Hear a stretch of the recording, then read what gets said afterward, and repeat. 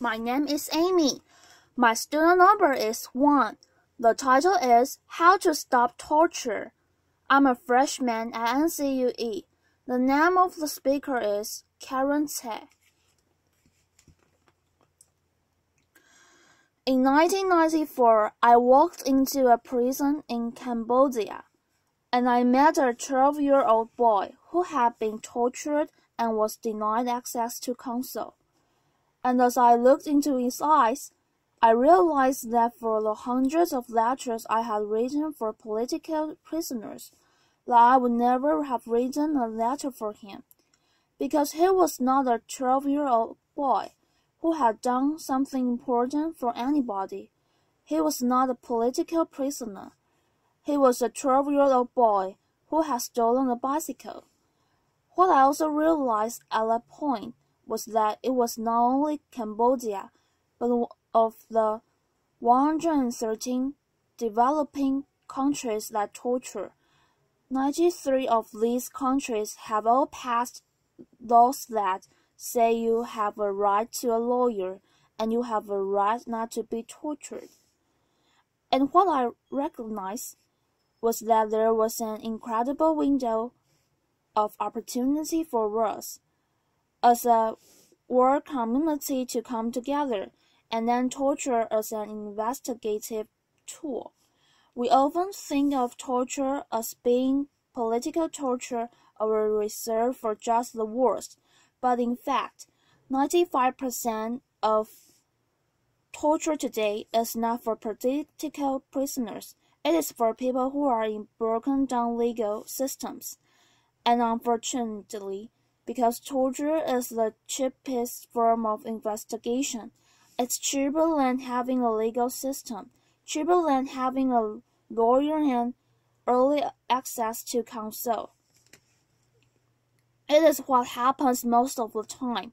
I believe today that it is possible for us as a world community, if we make a decision, to come together and end torture as an investigative tool. In our lifetime, but it will require 3 things. First is the training, empowerment, and connection of defenders worldwide. The second is ensuring that there is systematic early access to counsel. And the third is commitment. So in the year 2000, I began to wonder, what if we came together? Could we do something for these 93 countries? And I founded International Bridges to Justice, which has a specific mission of ending torture as an investigative tool and implementing due process rights in the 93 countries by placing trained lawyers at an early stage in police stations and in courtrooms. My first experiences, though, did come from Cambodia, and at the time I remember first coming to Cambodia, and there were, in 1994, still less than 10 attorneys in the country because the Khmer Rouge had killed them all. And even 20 years later, there was only 10 lawyers in the country. So consequently, it worked into a prison, and not only would you meet 12-year-old boys, you would meet women, and you would say, "Why are you here?" Women would say, "Well, I've been here for 10 years because my husband committed a crime, but I can't find him." So it's just a place where there was no rule of law. The first group of defenders came together, and I still remember, as I was training, I said, "Okay, what do you do for an investigation?" And there was silence in the class. And finally one woman stood up, inaudible name, and she said, "Karo," which means teacher. She said, "I have defended more than 100 people, and I've never had to do any investigation because they all come with confessions." And we talked about as a class the fact that number 1, the confessions might not be reliable, But number two, we did not want to encourage the police to keep doing this, especially as it was now against the law. And it took a lot of courage for these defenders to decide that they would begin to stand up and support each other in implementing these laws. And I still remember the first cases where they came, all 25 together. She would stand up, and they were in the back, and they would support her. And the judges kept saying, "No, no, no, no, we're going to do things the exact same way we've been doing them." But one day the perfect case came, and it was the woman who was a vegetable seller. She was sitting outside of her home. She said she actually saw a person run out who she thinks stole whatever the jewelry was. But the police came. They got her. There was nothing on her. She was pregnant at the time. She had cigarette burns on her. She'd miscarried. And when they brought her case to the judge, for the first time he stood up and he said, "Yes, there's no evidence except for your torture confession, and you will be released." And the defenders began to take cases over and over again, and you will see, they have step by step begun to change the course of history in Cambodia. But Cambodia is not alone. I used to think, well, is it Cambodia? Or is it other countries? But it's in so many countries. In Burundi, I walked into a prison, and it wasn't a 12-year-old boy. It was an 8-year-old boy for stealing a mobile phone. Or a woman, I picked up her baby, really cute baby. I said, "Your baby is so cute." It wasn't a baby, she was 3. And she said, "Yeah, but that's why I'm here, because she was accused of stealing 2 diapers and an iron for her baby, and still had been in prison." And when I walked up to the prison director, I said, "You've got to let her out." And the judge would let her out. And he said, "Okay, we can talk about it. But look at my prison. 80% of the 2,000 people here are without a lawyer. What can we do?" So lawyers began to courageously stand up together to organize a system where they can take cases. But we realized that it's not only the training of the lawyers, but the coordination of the lawyers that makes a difference. For example, in Cambodia, it was that Inaudible Niem did not go alone, but she had 24 lawyers with her who stood up together. And in the same way, in China, they always tell me, "It's like a fresh wind in the desert when we can come together."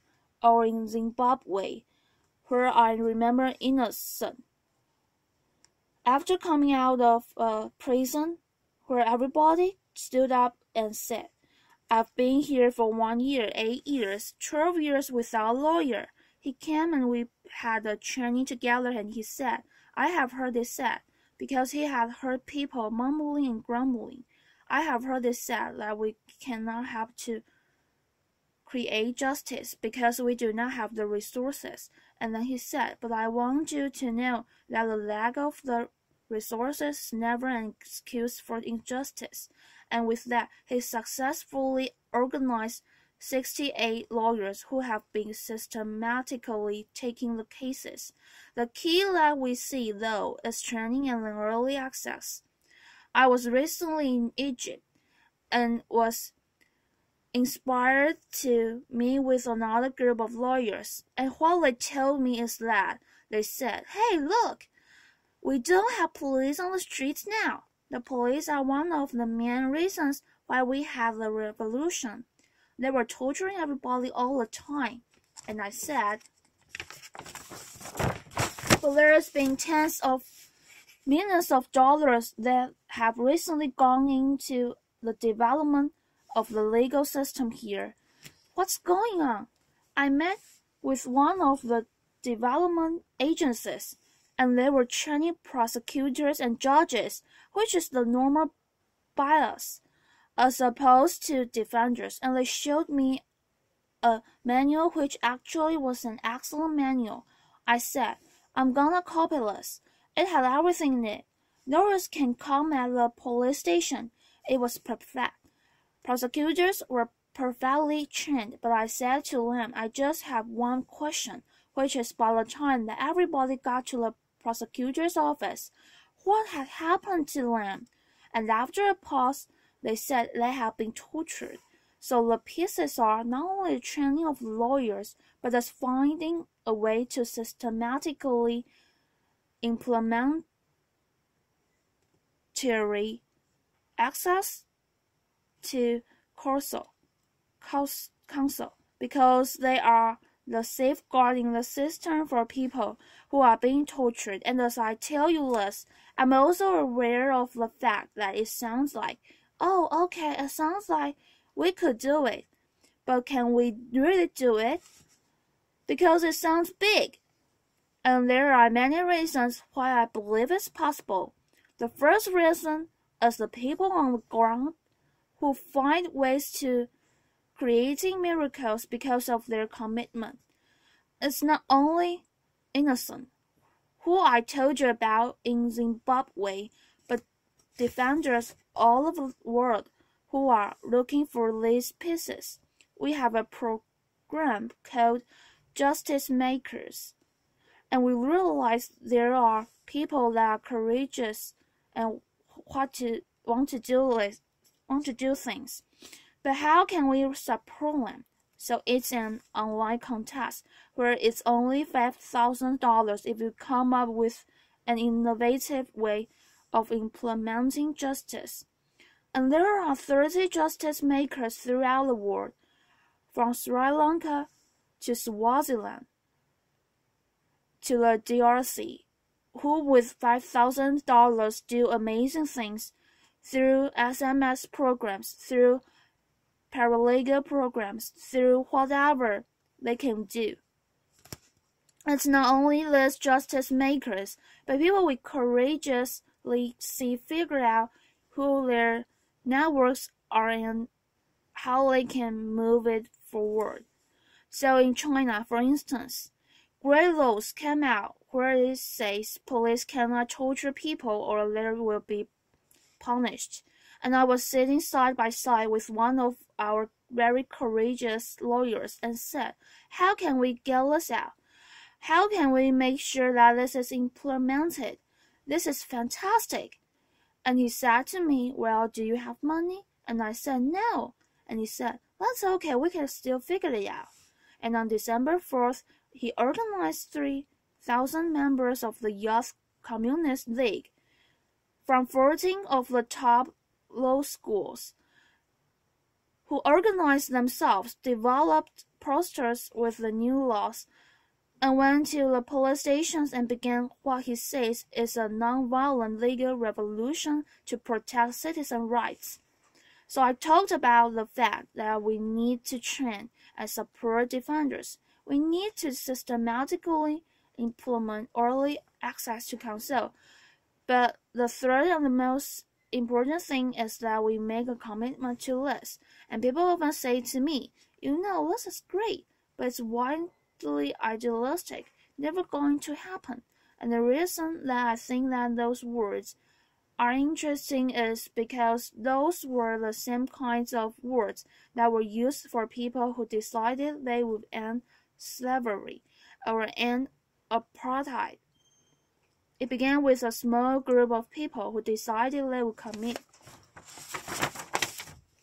Now there's one of our favorite points from the defenders, which they share from each other is, take courage, friends. The road is often long, the path is never clear, and the stakes are very high but deep down. You are not alone, and I believe that if we can come together as a world community to support not only defenders, but also everyone in the system who is looking towards it, we can end torture as an investigative tool. I am always, because I'm sure the questions are, and I'd be happy to talk to you at any point. But what can I really do? Well, I would say this. First of all, you know what you can do. But second of all, I would leave you with the story of Vishnu, who actually was my inspiration for starting International Bridges to Justice. Vishnu was a 4-year-old boy when I met him who was born in a Cambodian prison in Kangdo province. But because he was born in the prison, everybody loved him, including the guards, so he was the only one who was allowed to come in and out of the bars. So there's bars. And by the time that Vishnu was getting bigger, which means what gets bigger? Your head gets bigger, so he would come to the first bar, the second bar, then the third bar, and then really slowly move his head so he could fit through and come back, third, second, first, and he would grab my pinky. Because what he wanted to do every day is he wanted to go visit. You know, he never quite made it all of them every day, but he wanted to visit all 156 prisoners, and I would lift him. And he would pull his fingers through, or if they were dark cells, it was like iron corrugated, and he would pull his fingers through. And most of the prisoners said that he was their greatest joy and their sunshine, and they looked forward to him. And I was like, here's Vishnu. Here's a 4-year-old boy. He was born in a prison with almost nothing, so no material goods, but he had a sense of his own heroic journey, which I believe we are all born into. He said, probably, I can't do everything, but I'm one. I can do something, and I will do the one thing that I can do. So I thank you for having the prophetic imagination to imagine the shaping of a new world with us together, and invite you into this journey with us. Thank you, applause. Thank you, applause. Thank you, applause.